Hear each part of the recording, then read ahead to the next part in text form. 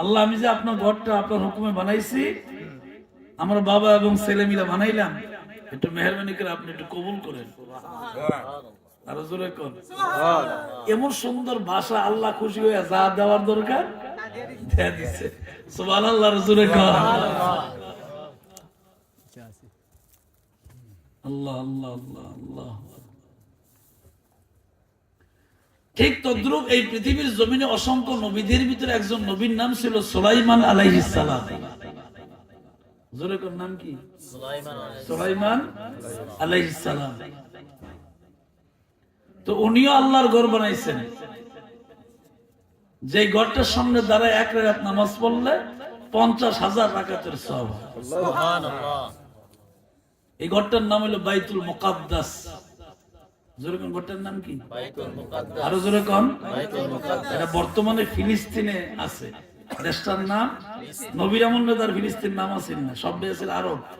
এখন সৌদি আরব, দুবাই, কাতার, কুয়েত, মানে অভাব নেই।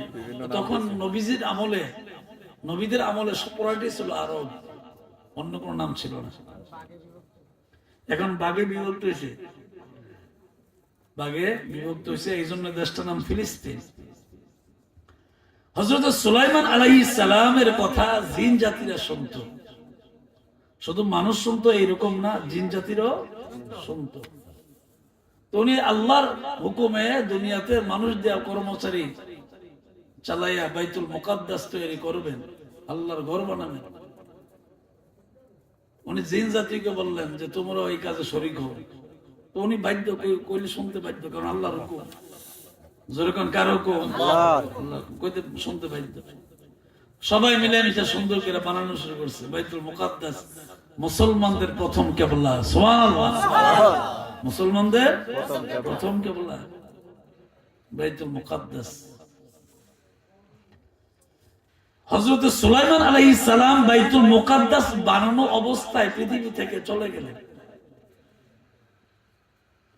উনি কিন্তু দুনিয়া থেকে চলে গেছেন, রূহ ওনার ভিতর থেকে বের হয়ে গেছে।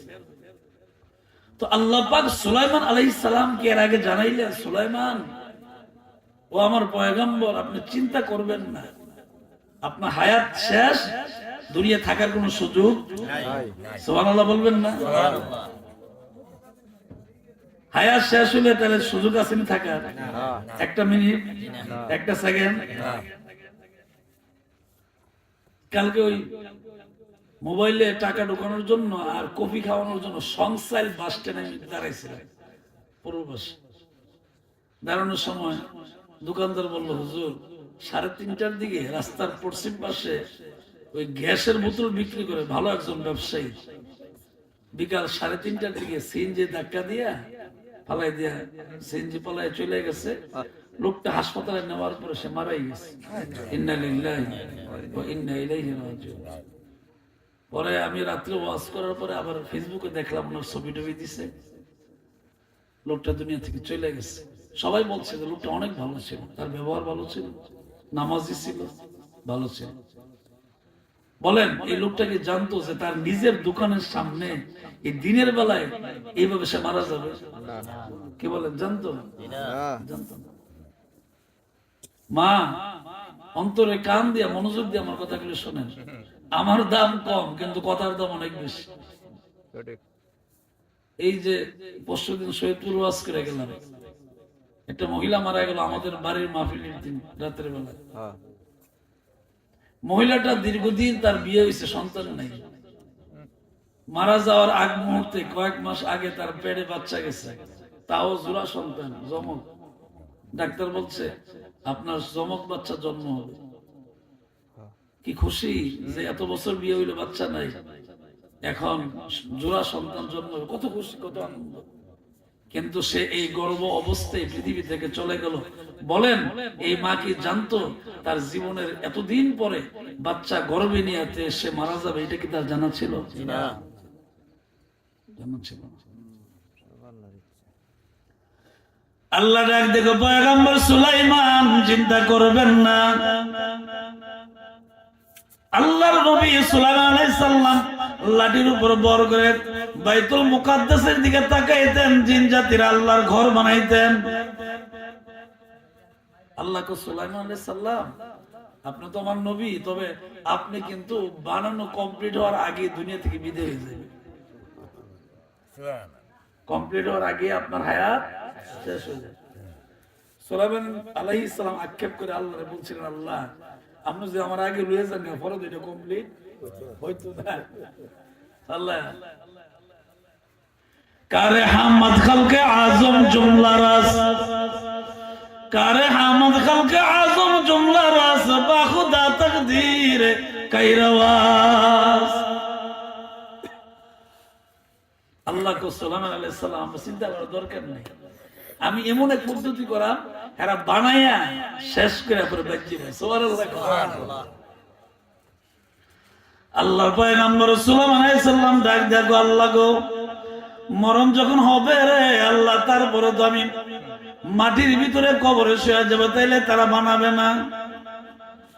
আল্লাহ ডাক দেখো, পয়গম্বর সুলাইমান চিন্তা করবেন না, যে লাঠির উপরে বর করে দাঁড়ায় থাকবেন, মৃত্যুর পরে দীর্ঘদিন পর্যন্ত এইভাবে আপনি দাঁড়ায় থাকবেন, যতক্ষণ পর্যন্ত আমার ঘর বাইতুল মুকাদ্দাস পরিপূর্ণ না হবে।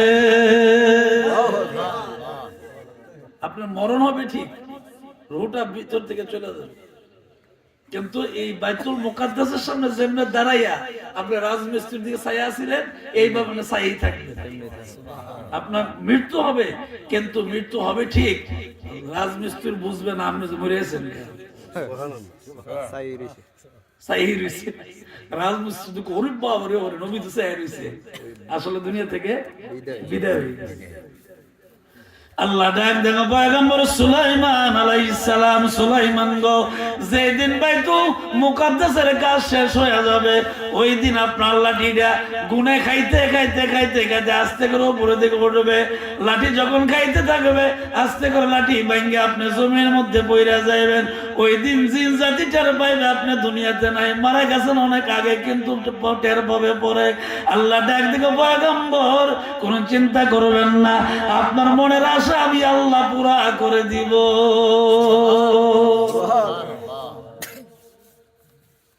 ঠিক আল্লাহ যেমন বলছেন এমনই। আল্লাহর কথা লড়সর আছে নি? আমরা তো ফজর উঠতে একটা করলে, জোর উঠতে আর একটা করলে, কথা কয় না। সকালে একটা করলে, বিকেল আর একটা করে, গতকাল একটা কয়, আগামীকাল আর একটা কয়। এই মুসলমান,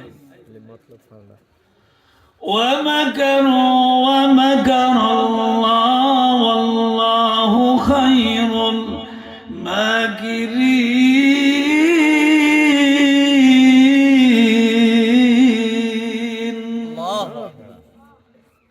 এই আয়াতের ব্যাখ্যায় আছে, যত যাই কিছু করেন, ফাঁকিবাজি দান্দাবাজি সব কিছু একবার জমায় আল্লাহর দরবারে এটার জবাব দেওয়া লাগবে। ঠিক নেই? তাহলে ফাঁকি দেওয়া লাভ নাই, দান্দাবাজি করে কোনো লাভ নাই। এটা নিজের পায়ে নিজের কোরাল মারা। উদাহরণ বলি, তাহলে এই মনে করেন একটা সমাজে, আমি গ্রামের নাম বলবো না, ফরক ভালো আমরা কথা কয়ে গেছি, মনে করেন একটা সমাজে সবাই মুসলমান, সবাইকে মসজিদে যায়, একটু কথাটা জবাব দেন, সবাই মসজিদে যায়, তাইলে সবাই মুসলমান হওয়ার পরও সবাই মসজিদে যায় না। এখন মসজিদে যে যায় এর সম্মান, আর যে যায় না তার সম্মান কি হয় না? হবে নি কোনোদিন? হুজুরের পিছনে যারা নামাজ পড়ে মরে গেলে হারে আমার মুসল্লি আছে, ইমাম সাহেবের মন খারাপ হয়ে যাবে, চোখ দিয়ে অটোমেটিক পানি যাবে। ঠিক কিনা? জোরে কারণ মায়া লাগবে, আমার পিছনে নামাজ পড়তে লোকটা আজকে মারা গেল।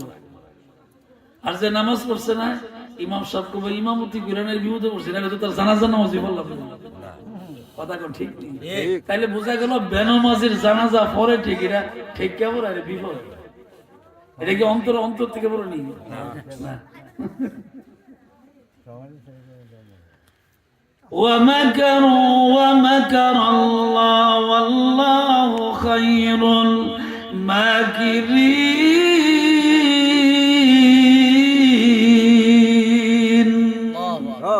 আরজুলক আল্লাহু আকবার।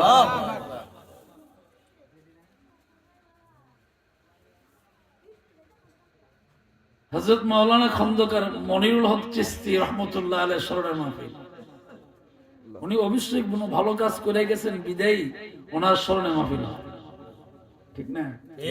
ওনার অবশ্যই কোনো আমল আল্লাহ কবুল করছেন, নাইলে ওনার সামনে মাহফিল হয় কেন? একটা নামাজি মানুষ মারা গেলে ইমাম সাহেব যতটুকু কাঁদে, বেনামাজি মারা গেলে মনে মনে করে বিপদে পড়ছি রে, জানাজা না দিলে তো ইমামতি থাকতো না, ঠিক নেই? ইমাম সাহেব কিন্তু সুদ করে ভাই খাইতে চায় না, কিন্তু ওই যে বিপদে পড়ছিল কারণ সরকারের দর বেতন দেয় না, না খায় ও ভয় নেই, ঠিক নেই? কারণ ইমামের বেতন তো সরকারে দেয় না, জনগণের দেয়। এই জন্য ইমামের বিপদ। ইমাম সাহেব গভীরাতে আল্লাহর কাছে কান দেখো, আল্লাহ কি করাম, ইমামতি ছেড়ে দিলে তো নামাজ পড়বো কেনা, ঠিক নেই? কারণ আমি এনে গেলে যাই আরেকবার দবাই পড়াইবো, নামাজ তো পড়ান লাগবে, মসজিদ তোর খালি দাম যেত না, দান্দাবাজি। এই আয়াত আল্লাহ পাক বলছেন ওয়া মাকারু ওয়া মাকারাল্লাহু ওয়াল্লাহু খায়রুল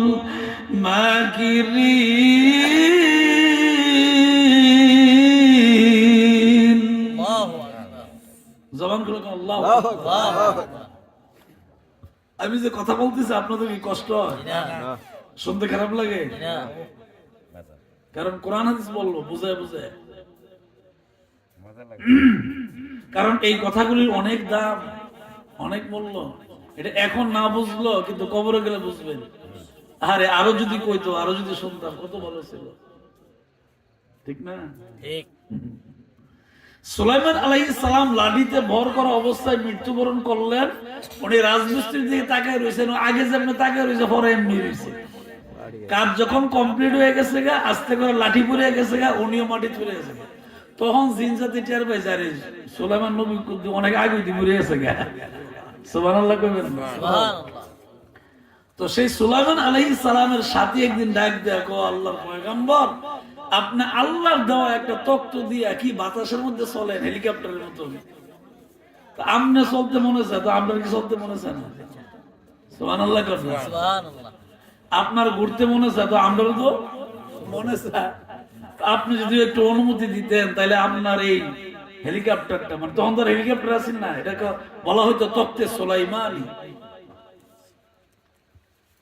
বাতাসের উপর দিয়ে চলতে হয় বিনা বাতাসে। তো আপনি আমার যদি কইতেন কুতুনা ঘুরে ঘুরে আইতাম, আপনি দুনিয়ার একমাত্র তার মাছ জান গে, আমি আপনার লগে তাই, আমার কি একলা একলা চলতে মনে আছে না, আমরা লগে না যাই, তো আপনি যেমন চলেন আমার তো একলা চলতে মন আছে। সুলাইমান আলাইহিস সালাম মনে মনে করে হারি তার জন্য একলা চলতে মন আছে, তো দিয়া দিই দেই কদ্দুর চলতে রে, দেই কদ্দুর চলতে। নবীর কাম যদি আরেকজনে করে, মুরিদ যদি বীর সাজে জায়গা, তো ফিটের সামনে তো একটা থাকতো না। আমরা তো সাজিনি, অনেক আছে পীরের সামনে, মানে পীরের থেকে গলা আওয়াজ করে কথা কয়। আল্লাহ পাক স্পষ্ট সাহাবীদেরকে নিষেধ করছেন, এ আমার প্রাণের সাহাবীরা, এ আমার বন্ধুর সাহাবীরা, তোমরা কিন্তু নবীর সামনে বইসা নবীর গলার আওয়াজের উপরে কোনো কথা বলবে না। সুবহানাল্লাহ। এই জন্য কোন আলেমের সামনে বইসা উচ্চ স্বরে কথা বলা যাবে না।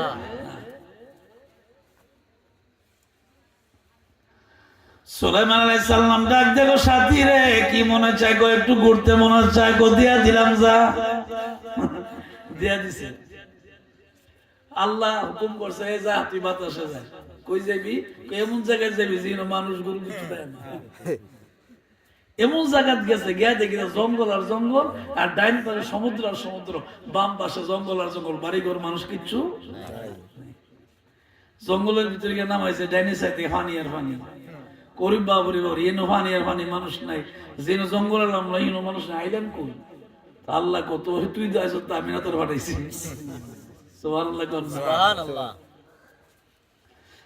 সুলাইমান আলাইহিস সালামের সাথে ডাক দেখো, আল্লাহ গো, এমন এক জায়গায় পাঠাইছো মানুষ নাই, কোনো বসবাস নাই, ভয় লাগে রে আল্লাহ, আমি কেমন করে এখানে থাকবো রে আল্লাহ, কেমন করে সময় কাটাবো। তাকে দেখে পাশে একজন লোক হঠাৎ করে এসে দাঁড়ায় গেছে, জিজ্ঞাসা করছে, মা ইসমুকা, আপনার নাম কি? কো ইসমু আনা মালাকুল মউত আজরাইল। ও সর্বনাশ, পাশে জন যারা দেখছে প্রথম একটু সাহস হয়েছে যে আমি একলা আসলাম, অন্ধ একজন পাইছি। জিজ্ঞাসা করছে, মা ইসমুকা, আপনার নাম কি? ইসমু আনা মালাকুল মউত আজরাইল। ওরে বাবা রে, ইন্না লিল্লাহ, বিপদে নাইছিলি। এই জন্য আমার আব্বা মরহুম সৈয়দ আব্দুল মান্নান পীর সাহেব এই ওয়াজের ভিতরে এই গজলটা কইতেন, আজরাইল আসিলে কারো কফিয়ত চলবে না, আর মরণের কথা কেন স্মরণ করো না, আজরাইল আসিলে কারো কফিয়ত চলবে না। সুলাইমান আলাইহিস সালামের সাথে ডাক দেখো, আজরাইল আপনি যা আইছেন বুঝছি তো আমার নিতে নাইছেন, আমি তো বাইতে কই আইছি না, কোনের টাইম নেই, কোনের টাইম নেই। সুলাইমান আলাইহিস সালামের সাথে দুইটা চোখের পানি ছেড়ে ছেড়ে কান্দার ডাক দেখো, আজরাইল আমি কি জানতাম জঙ্গলের ভিতরে গহীন জঙ্গলায় ডান পাশে পানি, আমি কি জানতাম এই জায়গায় আসলে আমার মরণ হবে? যদি জানতাম রে কোনদিন এই জায়গায় আসতাম না, সুলাইমান নবীকে তক্তের কথা বলতাম না, একা একা ঘোরার জন্য বলতাম না। আল্লাহ ডাক দেখো, আজরাইলকে বলে দাও মউত যার যখন হবে ওই জায়গায় যাওয়াই লাগবে, ওই জায়গায় যাওয়াই। এমন তো ঘটনা বাংলাদেশে ঘটছে যে ছেলে বিদেশ গেছে, ছেলে বিদেশ যাইব আর কি, বাবা মা আপনজন এয়ারপোর্ট পর্যন্ত আগাই দিছে, বিমানে উঠছে, যে দেশে গেছে এই দেশে নামার পর এখানে যন্ত্র মরে আছে, এমন ঘটনা ঘটছে। আচ্ছা এখন বলেন, বাবা এবং মা অথবা স্ত্রী এরকম আপনজন ভাই বোন তারা যদি জানতো যে আমার এই আপন লোকটা এয়ারপোর্ট ফারিলে মরে যাবো, জীবনে ফাটাইল কথা কন, ওরে পুত্রে যাও না তেমন সব গেল তুই মরে যাবি, এই জায়গায় যাও না। এই জন্য আমার আব্বা এই গজলটা বেশি বলতেন, আজরাইল আসিলে কারো কফিয়ত। সুলাইমান আলাইহিস সালামের সাথে আজরাইল দেখো, আজরাইল আমি কি জানতাম যে আমার এখানে মরণ হইব, তোর জীবনও দিলাম নইলে। আল্লাহ দেখো পয়গম্বর আপনার উম্মতদেরকে জানায়া দেন, হায়াতের মালিক আমি আল্লাহ, মউতের মালিক আমি আল্লাহ। হায়াতের ঘর মানুষ জানে না, মউতের সময়ও জানে না। আপনি কয় বছর বাঁচবেন আপনি জানেন? মরবেন কোন দিন এটা জানেন নি? তাহলে আপনিও জানেন না, আমিও জানি না। কিন্তু আল্লাহ তাআলা কিছু কিছু আল্লাহর গোলাম, আল্লাহর কিছু নেককার বান্দাদেরকে আল্লাহ তার নেক আমলের পাওয়ারের কারণে, আধ্যাত্মিক শক্তি থাকার কারণে আল্লাহ তাআলা তাকে কিছু ইঙ্গিত দেন। যেমন আপনাদের সহজে বলি, কারণ এটা ওলি আল্লাহ ওয়াজ দেয়, এই জন্য কথাটা বইলা যায়। যেমন আড়াইবাড়ির মরহুম গোলাম হাক্কানি পীর সাহেব রহমতুল্লাহ আলাইহি, ওনাকে একটা ব্যক্তি প্রতিদিন সকালে নিয়ে দুধ দিত, গাভীর দুধ, নিজেতে দোয়াইয়া পীর সাহেবের নিয়ে দুধ দিয়ে আইত। উনি যখন মারা যাবেন এর আগের দিন দুধওয়ালারে কইছে, তুমি কালকার থেকে আর আমার ভাই আয়ো না, যে দুধ দিতে হয় খুব ডরাইছে, স্বপ্ন মাগ্য কোন বিয়াদুবি, আল্লাহর ওলি মানুষ কোন বিয়াদুবি হয়েছে নাকি, আমার কোন ভুল টুল হয়েছে নি, বিয়াদুবি হয়েছে নি, হুজুর আমার আপনি মাফ করে দিন, হুজুর আমি বুঝতে পারছি না। কোন না, তোমার কোনো বিয়াদুবি নাই, তোমার কোনো ভুল নাই, হুজুর আমার যে না করছেন, না করছি কি এটা কালকা বুঝবা, আমি আজকের কথা কইছি না, তোমার কইছি কালকার থেকে আর দুধ দিও না। আমি কি আজকের কথা তোমার কইছি? কালকারটা কালকা অন যাওগা। লোকটা কানতে কানতে বাইক দিয়েছে, আরে আল্লাহর ওলির সঙ্গে কি জানি বিয়াদবি করছি, তাহলে দুনিয়াও শেষ, আখেরে তো। আল্লাহর ওলিদের নজর কারো উপরে লাগলে সে গুনাহগার মানুষ আল্লাহর ওলি হয়ে যাবে, আর যদি কারো বদদুয়া লাগে সে ধ্বংস হয়ে যাবে, ঠিক কিনা? লোকটা বাড়িতে যায়, চোখের পানি ছেড়ে ছেড়ে কাঁদে, আর আল্লাহর ডাক দেখো, আল্লাহ গো তোমার ওলির সঙ্গে আলা ইন্না আউলিয়া আল্লাহ লা খাউফুন আলাইহিম ওয়া লা হুম ইয়াহজানুন। আল্লাহ তোমার ওলির সঙ্গে কি আমি কোনো বিয়াদবি করছি নাকি? আল্লাহ তুমি আমারে মাফ করে দিও, আমারে কাল থেকে দুধ নেওয়ার জন্য নিষেধ করছে, প্রতিদিন সকালবেলায় দুধ নিতাম, কি বিয়া অভিযানই করছি, আমার তো কইছে কালা থেকে না জানার লেগে। লোকটা দিন শেষ হওয়ার পরে রাতের বেলায় আসার নামাজের পরে ঘুমায়া যায়। ফজর নামাজের আজান শোনার পরে মাইকে এলান হয়, আর এই বাড়ির গোলাম হাক্কানি পীর সাহেব আর দুনিয়াতে নাই।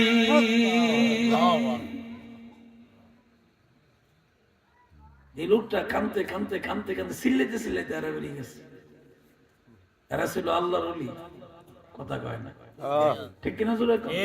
এরা ছিল প্রকৃত আল্লাহ ওলি। সিলেতে সিলেতে বিশ্বাসের বেড়ে গেছে গিয়া কইছে গতকাল তো এখন আমরা স্মরণ লাগে, আগে সব মুরিদ কিন্তু পীরের আব্বা ডাকতো, কারণ পীর হইলো রুহানি পিতা। পীর হইলো কি? রুহানি পিতা। আপনি আপনার শিক্ষককে বাবা ডাকতে পারবেন, কারণ সে রুহানি পিতা, সে আপনাকে ইলম শিক্ষা দিচ্ছে। তলাবুল ইলমি ফরিদাতুন আলা কুল্লি মুসলিমাতি ওয়া মুসলিমা। শিক্ষা করব, আবার শিক্ষা করব। এই কথা বলছি হুজুরে বলে দোয়া করলে আতুল্লাহ মেয়া কইছে। আল্লাহু আকবার। নিঃসন্দেহ উনি আল্লাহ বলেছেন। লোকটা সিলেতে সিলেতে বাজিয়া কইছে যে গতকাল কিন্তু আমারে আব্বা জানে না করে দিছে যে আগামীকাল থেকে তুমি আমার জন্য আর দুধ আইনো নাই। আমি কি জানতাম আব্বা জানের এই কথাটা জীবনের শেষ কথা ছিল আমার সাথে। চেহারার দিকে তাকালে বোঝা যাইত এরা আল্লাহর খাস বান্দা। গভীর রাত যখন হয়ে যাইতো আমরা ঘুমায় থাকি, তারা যখন গভীর রাত হয়ে যাইতো, গভীর রাতে আমাদের মতন তারা ঘুমাইতো না, সজাগ হইয়া মাওলার সঙ্গে দিদার লাভ করতো। আরো জোরে কর।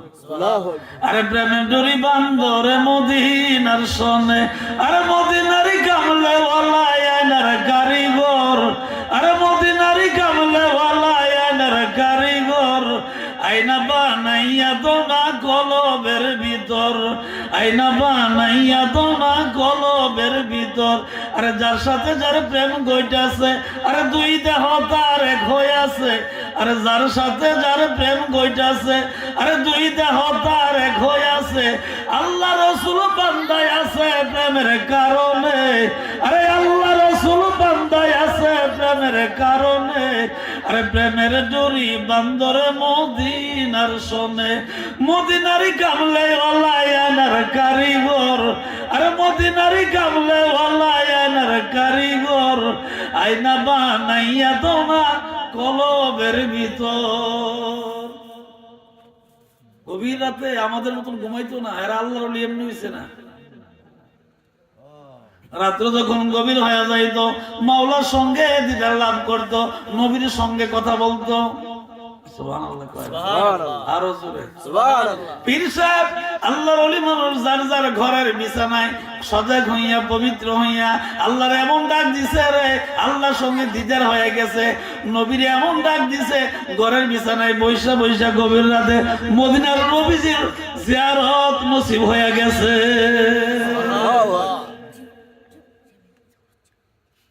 এখন আমরা উচ্চ শিক্ষিত, গভীর আবার গীতা উচ্চ শিক্ষিত হয়েছে, গীতা বীর আবার গীতা।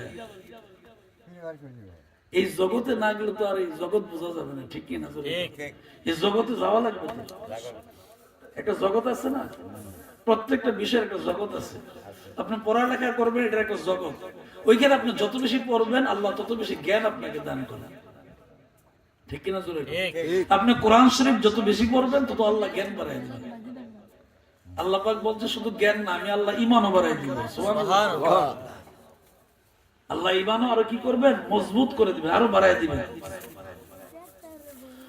وَإِذَا تُلِيَتْ عَلَيْهِمْ آيَاتُهُ زَادَتْهُمْ إِيمَانًا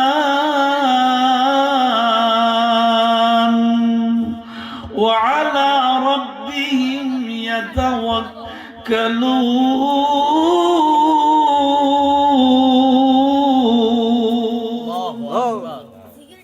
আল্লাহু আকবার, আল্লাহু আকবার।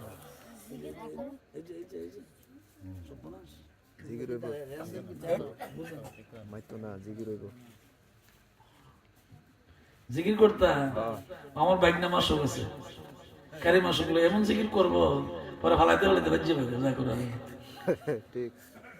বাচ্চা মানুষ তো যার যার মনে একটা আবেগ আছে, ঠিক না? আবেগের কথা কইতেছে। আল্লাহ আল্লাহ আল্লাহ তাআলা আমাদের সবাইকে কবুল করুন, বলেন আমিন। জোরে কোন আমিন। তাইলে মরণ লাগবে, এটা সত্য, কোনো সন্দেহ নাই, ফাঁকিবাজি চলবে না, ঠিক কিনা? জোরে কোন। তার একটা কথা কই, আমি বিদায় হয়ে যাই। অসংখ্য নবীদের ভিতরে একজন নবীর নাম ছিল ইদ্রিস আলাইহিস সালাম। সবাই কোন কি নাম ছিল? ইদ্রিস আলাইহিস সালাম। নবী তো অনেক, আমি একজন মানে এক এক সময় একটা নবীর নাম বলছি, আর একবার বলছি ইব্রাহিম আলাইহিস সালাম, আবার বলছি সুলাইমান আলাইহিস সালাম, এখন বললাম ইদ্রিস আলাইহিস সালাম। আল্লাহ তো অনেক নবী পাঠাইছেন, তো এই নবীদের ভিতরে একজন নবীর নাম ছিল ইদ্রিস আলাইহিস সালাম। ইদ্রিস আলাইহিস সালাম জিবরাইল আলাইহিস সালামের সঙ্গে খুব খাতির আছে, নবীদের সাথে তো এমনি খাতির তাই এটা একটু বেশি আছিল, এটা একটু বেশি আছে। তো জিবরাইল একদিন ডাক দেয়া কইছে, ও আমার বন্ধু, আপনার লোক আমার অনেক খাতির, আর আপনার কাম ওই নবীর কাছে কি করেন, ওহি নিয়ে আসা।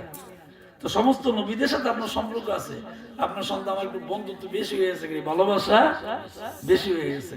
তো আমার তো মনটা আছে, আপনি যেমন আসমান ভ্রমণ করে আইয়েন, আমারও মনটা আছে আসমান দেখতাম। সুবহানাল্লাহ, সুবহানাল্লাহ। আমারও মনে চায় আসমান দেখতাম, আমি কি যাইতাম না? কইতেছে জিবরাইল ডাক দিয়া গো, সুবহানাল্লাযী আসরা বিআবদিহি।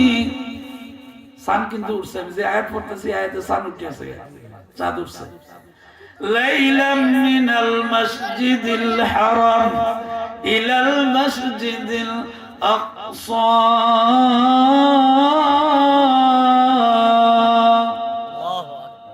জবানটা খুলেন, আল্লাহু আকবার। এই আয়াতের মাধ্যমে জিবরাইল আলাইহিস সালাম বুঝাইছে যে আকাশ ভ্রমণ করব মুহাম্মদুর রাসূলুল্লাহ সাল্লাল্লাহু আলাইহি ওয়াসাল্লাম। সুবহানাল্লাযী আসরা বিআবদিহি, পবিত্র এক সত্তা তার আপন বান্দাকে আবদিহি লাইলাম, রাতের সামান্য একটু অংশে, মিনাল মসজিদুল হারাম, মসজিদুল হারাম থেকে ইলাল মসজিদ আকসা, মসজিদ আকসা পর্যন্ত আল্লাহ ভ্রমণ করাইলেন। সুবহানাল্লাহ। এরপরে 2 রাকাত নামাজ উনি ওইখানে আদায় করবেন, উনি ইমামতি করবেন, সমস্ত ফেরেশতা এবং নবীরা ওইখানে আল্লাহ পাক হাজির করে দিবেন। ওই সমস্ত নবী এবং ফেরেশতারা নবীর পেছনে 2 রাকাত নামাজের মুসল্লি হবেন, তারপরে নবীজি আকাশ ভ্রমণ করবেন। আল্লাহু আকবার। ঘটনা অনেক বড়। এই সাধু কিন্তু উঠছে কয়দিন পর শুনবেন, সবরে যাই পড়তেছে। জানুয়ারির 16 তারিখ হইল শবে মেরাজ, জানুয়ারির 16 তারিখ শবে মেরাজ, এর 17 দিন পরে শবে বরাত, এর 14 দিন পরে বা 15 দিন পরে রোজা। দেখবেন হঠাৎ করে রোজা হাজির হয়ে গেছে। মারহাবা কইবেন না? আচ্ছা, কোন ভালো লাগেনি রোজার দিন? মুমিনের কাছে এর চেয়ে মজার দিন আর নাই, এর চেয়ে আনন্দের দিন আর নাই। মুমিন মনে করে আরে ঈদ যদি নাই আরো কদিন থাকতো, আরো ভালো আছে, ঠিক কিনা? রোজা রাখতে রাখতে অন্তরটার ভিতরে এত শান্তি লাগে, মনে হয় যে রোজা যদি আরো করা বেশি দাম যেত আরো ভালো লাগবে। আর যারা রোজা রায় না আর হারে ঈদ আয় না কি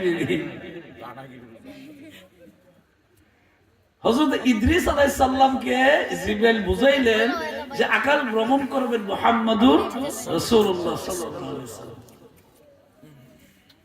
তো আরেকজন নবী আকাশ ভ্রমণ করবেন না, কিন্তু আল্লাহ আকাশে পাঠাইবেন। এটা আখিরি নবীর আগে ঈসা আলাইহিস সালাম, যিনি বর্তমানে আসমানে জীবিত অবস্থায় আছেন। আর জোরে সুবহানাল্লাহ। উনি আকাশ ভ্রমণ করার ওনার কাজ ছিল না, কিন্তু আল্লাহ তাআলা ওনাকে ওই একটা দোয়া যে করছিলেন, আল্লাহ আপনি যদি নবী না বানাইয়া আখিরি নবীর উম্মত বানাইতেন আমার অনেক শান্তি লাগতো, ভালো লাগতো। দোয়াটা আল্লাহ সাথে সাথে কবুল করছে, সুবহানাল্লাহ। কারণ নবীর দোয়া তো আল্লাহ ফিরাইয়া দেন। তো ইহুদি নাসারা যখন ওনাকে মারার জন্য ষড়যন্ত্র করছে, তো উনি একটা ঘরের ভিতরে প্রবেশ করছে। আল্লাহ পাক জিবরাইল ফেরেশতাকে বলছে, জিবরাইল রে, তোমার অধীনে যে ফেরেশতাগুলি আছে এই ফেরেশতা দিয়ে উনি যে বিল্ডিং ঘরটার মধ্যে বসে রয়েছে ছাদের মত বরাবর একটা ছিদ্র করো। চতুর্দিকে শত্রু দ্বারা রয়েছে, আল্লাহ ফেরেশতা দিয়ে ছিদ্র কইরা ঈসা আলাইহিস সালামের আকাশে তুলে নিয়ে গেছে। সুবহানাল্লাহ। এরা তো মনে করছে ঘরের ভিতরে বই রয়েছে। অনেকক্ষণ অপেক্ষা করার পরে দরজা মরজা খুলে দেখি তা ঈসা আলাইহিস সালাম আর নাই। তো এই দুই নবী আকাশ ভ্রমণ করবে এটা আল্লাহর হুকুমে। জোরে কোন কার হুকুমে? আল্লাহ। তো ইদ্রিস আলাইহিস সালাম আকাশ ভ্রমণ করার কথা তো ছিল না। জিবরাইলের ডাক দেখো, আমার মায়া লাগছে, তোমার ওকে মায়াও বেশি, খাতিরটা বেশি, তো মনটা তো আসমান দেখতাম, যাওন যাবনি? হ্যাঁ যাওন যাইব। সুবহানাল্লাহ। কি করুন যাইব? যাওন যাইব। তো রওনা দিছে। জিবরাইল কয় আইন, আমরা লইয়া যাই আসমানে। والذي خلق السبع السماوات طباقا।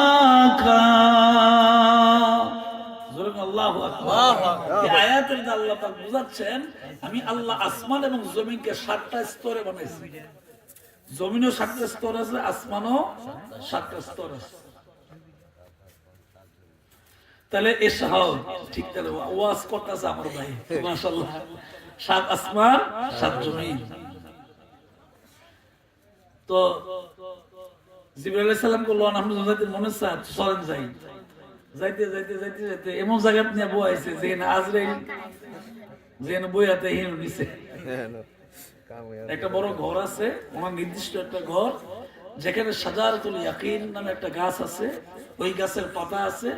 পৃথিবীর সমস্ত মানুষ আদম আলাইহিস সালাম থেকে কিয়ামত পর্যন্ত যারা আসবে তাদের প্রত্যেকটা নাম পাতার ভিতরে আছে। সুবহানাল্লাহ। যখন মানুষ মৃত্যুবরণ করবে এর 40 দিন আগে তার নামের পাতাটা, সবুজ পাতাটা হলুদ বর্ণ ধারণ করে আস্তে করে গাছের নিচে ঝইরা পড়ে যাবে। তখন মালাকুল মউত আজরাইল এই পাতাটা সামনে আইনা ওই আল্লাহর কুদরতি খাতার ভিতরে আল্লাহর কুদরতি কলম দিয়ে লিখতে থাকে। আর জোরে কন্যা সুবহানাল্লাহ। তো ওই যে কক্ষটা, যে রুমটা, যে স্পেশাল আজরাইল বসে থাকে এবং টেবিলের উপরে লেখালেখি করে, এই ঘরটার সামনে নিয়ে, দরজার সামনে নিয়ে একটা টুলও বয়েছে টেবিল বয়েছে। পরে কিছুক্ষণ পরে আজরাইল বের হয়ে এসে, কিছুক্ষণ পরে আজরাইল বের হয়ে আসে। ইদ্রিস আলাইহিস সালাম যখন আজরাইলের চেয়ারে বসে, ওরে বাবা রে বাবা, আমি আসলাম ঘুরতাম, এই কাম কি রে না। মালাকুল মউত আজরাইল ডাক দাও, পয়গম্বর ইদ্রিস আলাইহিস সালাম মনে কিছু নিবেন না। ইদ্রিস হায়াতের বেলা শেষ হয়ে গেছে, আপনার মরণ আসমানে হবে। কিছুক্ষণ আগে আমরা বলছিলাম না, হায়াতের কথাও জানি না, কতদিন আছে, মৌতের সময় জানা নাই। তো মৌত কোন জায়গায় হবে এটাও তো জানা নাই, ঠিক কিনা জোরে?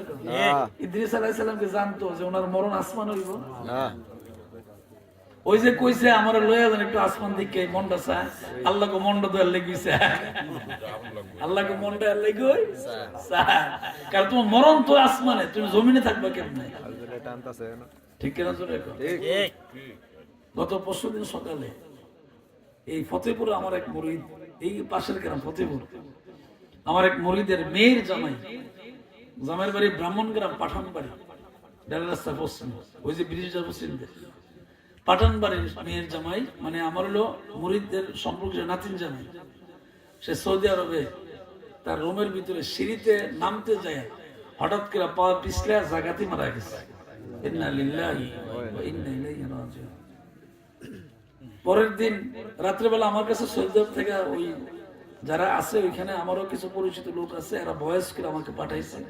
আমি আমার বাড়ির মাহফিলের দিন রাত্রেবেলায় শুনতে পেয়েছি মৃত্যু সংবাদ। কিন্তু এর পরের দিন সকালবেলা আমার মুরিদ আমার ফোন করে এই যে চিল্লা পাল্লা কান্নাকাটি, আমারে প্রশ্ন করছে আল্লাহ কেমনে লয়ে গেল গা। আমার প্রশ্ন না, প্রশ্ন মনের আবেগ আর কি, আবেগে আর কি। আল্লাহ আমার আব্বা আল্লাহ কেমনে লয়ে গেল আমার জির জামাইটা। আল্লাহ তো ইদ্রিস আলাইহিস সালাম আসমানে লয়ে গেছে কেন, কথা কয় না। তো ইদ্রিস আলাইহিস সালাম নবীর তো আল্লাহ ছাড়ছে না, তো আমারও ছেড়ে দিবেন আপনারা। ইদ্রিস আলাইহিস সালাম আজরাইল রে ডাক দাও, আজরাইল রে আমি কি জানতাম রে আসমানের ভিতরে ভ্রমণ করতে আসলে মরণ হবে। আজরাইল ডাক দেখো, ইদ্রিস নবী গো, আমার আল্লাহ আপনার মরণ আসমানে লেখা রাখছে। আপনি এখানে আসমানে আসার 40 দিন আগে আপনার নামের পাতাটা গাছ থেকে জইরা পইরা গেছে। এই জন্য আমার আব্বা কইতো আজরাইল আসিলে কারো কফিয়ত চলবে না। বলেন কফিয়ত চলবে? তাহলে এতক্ষণ পর্যন্ত আপনাদের সামনে ওয়াজ করে কি বুঝাইলাম? হায়াতের বেলাও জানা নাই, মরণের সময়ও জানা নাই, কোন জায়গায় মরবো তাও জানা নাই। এই জন্য আল্লাহ বলছেন ওয়া মাকারু ওয়া মাকার আল্লাহ আল্লাহু খায়রুল মাকিরিন। সুতরাং দান্দাবাজি কইরা এই আজে বাজে হতে চইলা লাভ নাই। আমি আল্লাহর কাছে ধরা পড়াই লাগবে। যেহেতু ধরা পড়াই লাগবে, এই জন্য মরণের আগে সোজা দরকার। কথা কয় না ঠিক?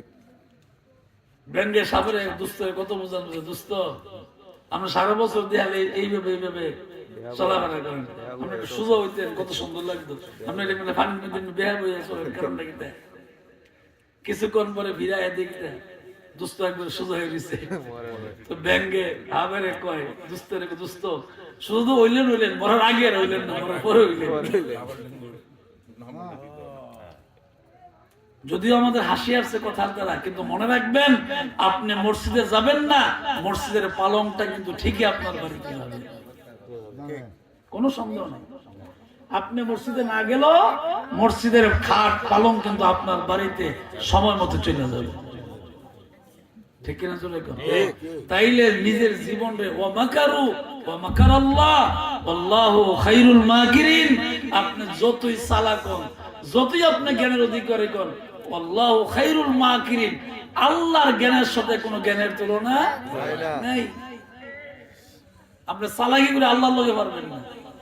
এখানে বোঝানো হয়েছে অতিরিক্ত চালাই করো না, বেশি বাটপারি করো না, কারণ আল্লাহর চেয়ে বেশি জ্ঞান কারো নাই।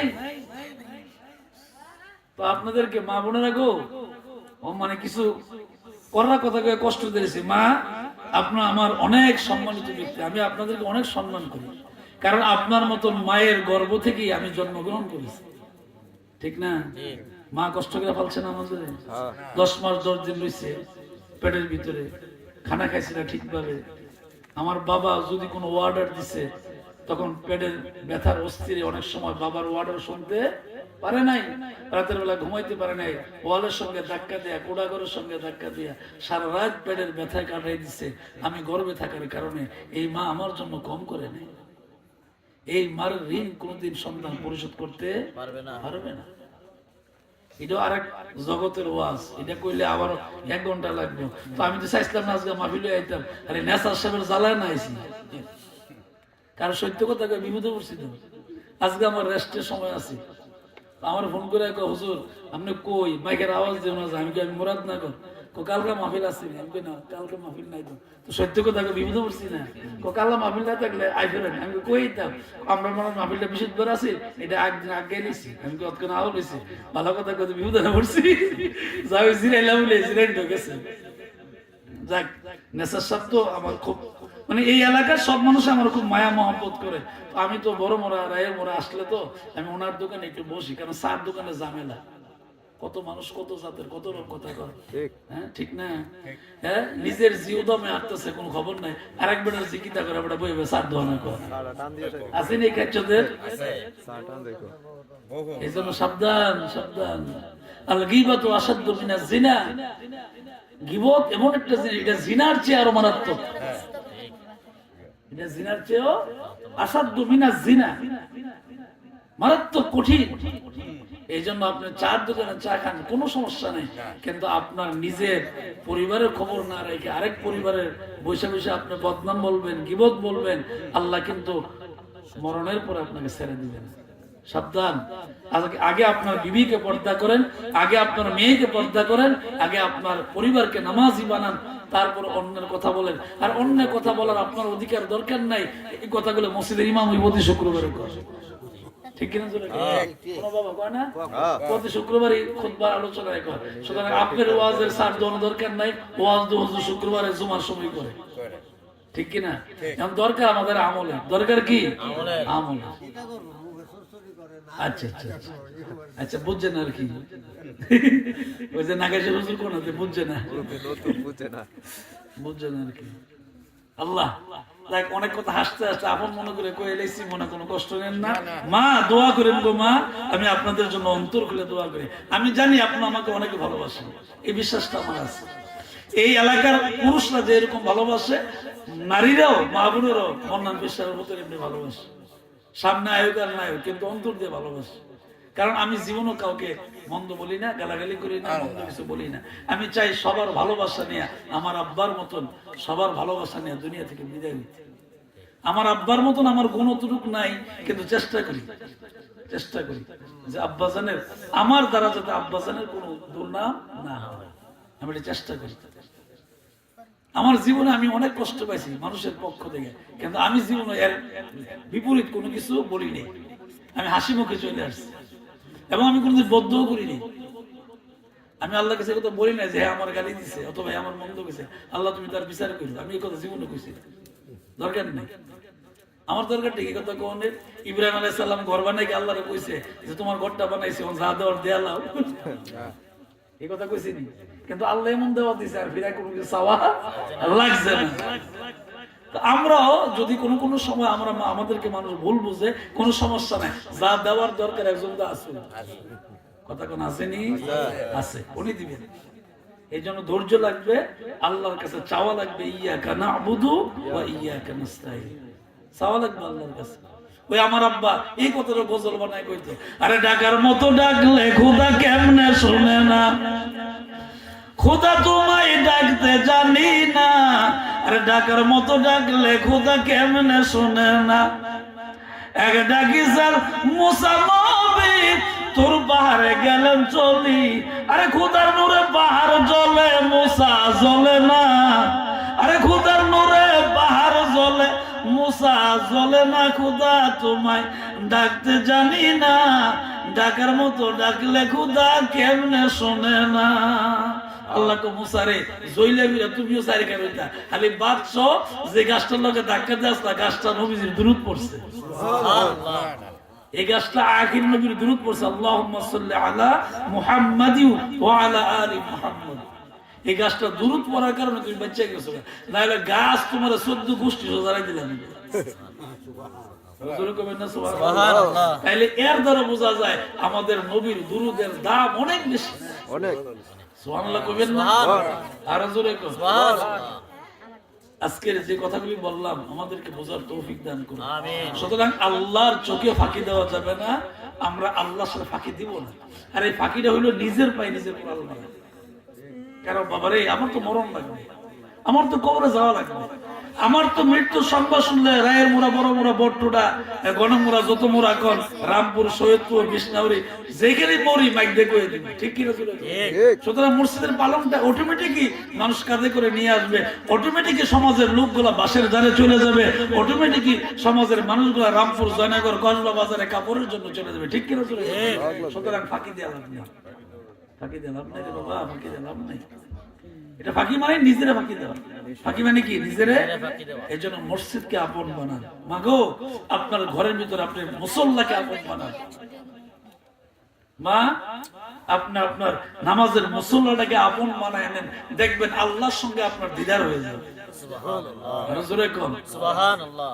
আপনি যখন মসজিদকে আপন বানাবেন আল্লাহর সঙ্গে আপনার দিদার হয়ে যাবে, কোন সব হবে আপনি টেরও পাবেন।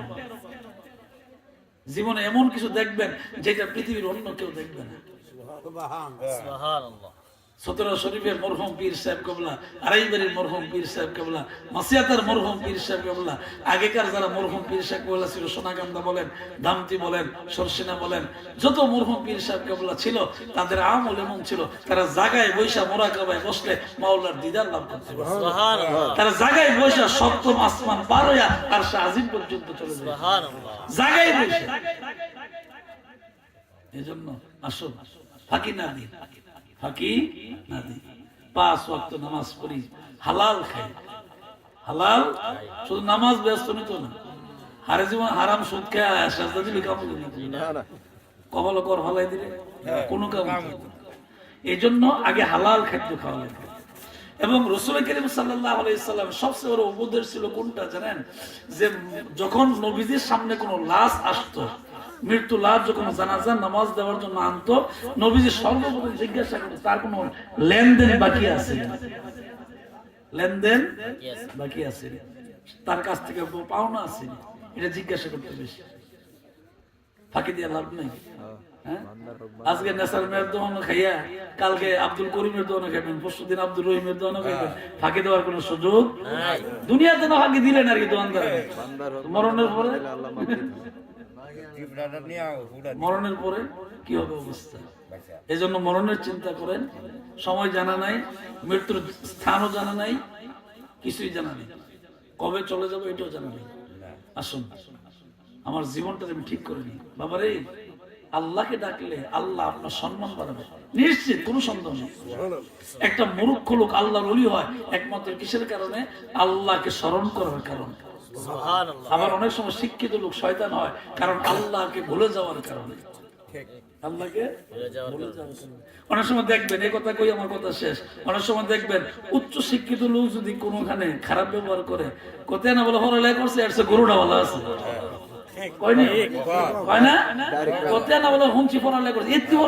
তার এই আচরণ, ইটার নাম পড়ালেখা, এর সাথে আমরা গরুটি ভালো আছি। গরুটা ডাইনে গুলো ডাইনে যাবে, বামে গুলো বামে যাবে, তারা যদি ডাইনে করতে তারা হসিব বাড়তে যায়, হোক পাই। ঠিক কিনা জোরে আসুন আল্লাহকে আপন বানাই, মুহাম্মদ রাসূলুল্লাহ সাল্লাল্লাহু আলাইহি সাল্লামকে আপন বানাই। আপনার সমাজে দাম বাড়বে, দুনিয়াতে ইজ্জত বাড়বে, রিজিকে বরকত দিবে, হায়াতে বরকত দিবে, আল্লাহ তাআলা সুখে শান্তিতে রাখবে, পরকালে আল্লাহ জান্নাতের মেহমান বানায়। সুবহানাল্লাহ।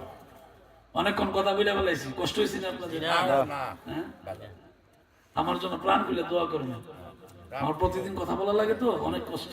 আজ তো বাড়ির কাছে আই বলছি তাড়াতাড়ি যাই, আমি তাড়াতাড়ি এমন দোয়া আছে রাইতে 2টা 3টার সময় আমার লাগে কই ঘুম, আবার নামাজও তো পড়ি, এমন তো না হইতে দেই।